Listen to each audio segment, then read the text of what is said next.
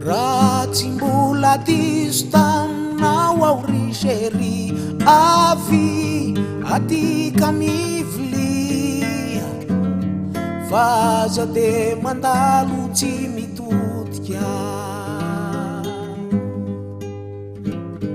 Aoka tsy hotsiniko raha mamotipototra, fa ianao no tena fosotra. Henoko daholo maty zany sorosoronao aty, akika mivilia, ianao ry tovovavy ry.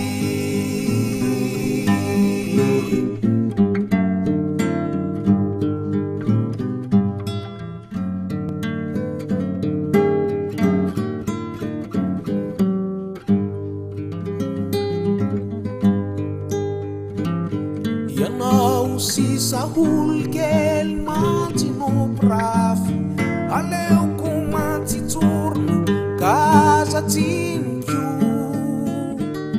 Ianao no tsy natanty ka nilakisakisa tamin'ny olo tiako tany.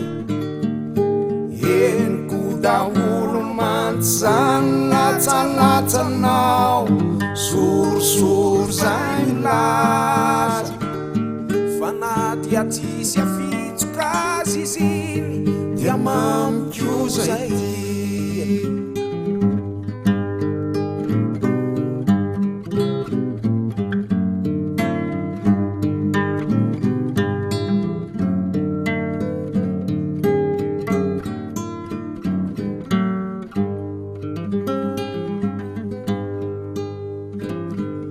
Feno fanatsana no nitiavako anao, sainy izao no zava-bitanao ka de izao.